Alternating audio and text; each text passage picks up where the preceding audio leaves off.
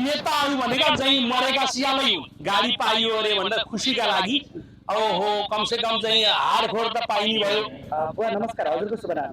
नमस्कार, मेरो नाम हरिकृष्ण सापकोटा, भरतपुर 7 कृष्णपुरमा बस्दछु र विशेष गरेर आज म यहाँ यो भगवानको पुण्य छली यो काली गण्डकी हाम्रो परम्परा अनुसारको गण्डकीलाई अवलोकन गर्नका लागि घुम्दै घुम्दै आएको थिएँ।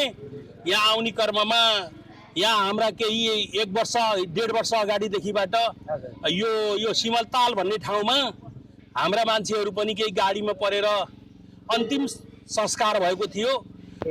यो गाडीमा तपाईको आफन्ती पनि सवार हुनुहुन्छ? हाम्रा मान्छेहरू आफ्ना सम्बन्धित मान्छेहरू केही थिए। ए हजुर। ते अनि उहाँको के पत्तो लागेन? उहाँको केही कुरो पत्ता लागेन। सिट नम्बर र गाडी नम्बर मात्रै थाहा भयो।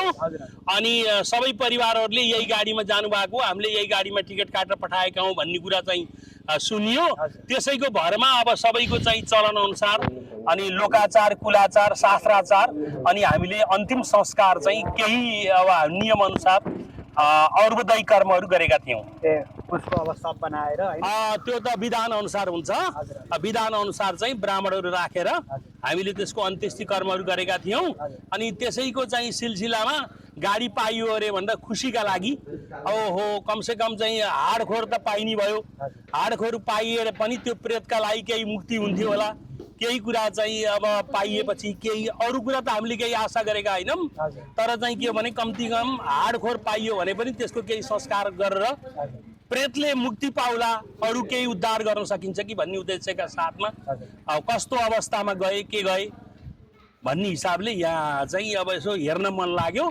अनि म यहाँ चाहिँ अब परिवारसँग यो अवलोकन गर्न आएको। हजुर। अब यहाँ उत्खनन कार्य भइरहेको छ, धेरै दिन पनि भइसक्यो। यहाँ उत्खनन हुनको लागेको अहिलेसम्म पूर्ण रूपमा उत्खनन पनि भइसकेको छैन, अझै 5-7 दिन लाग्छ भन्ने पनि लागेको छ। कस्तो मान्नुभयो तपाईँहरूले अवलोकन गर्दा? होइन, यो चाहिँ कस्तो भने यो राज्यले के हेरिरहेको छ, आफूभन्दा यो ठुला ठुला ओदामा बसेका मान्छेहरूले के हेरिरहेका छन्।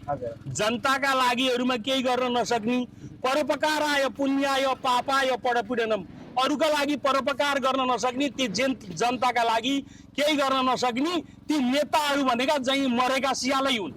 किनभने कमसे कम यतिको चाहिँ दसी देखेपछि कमसे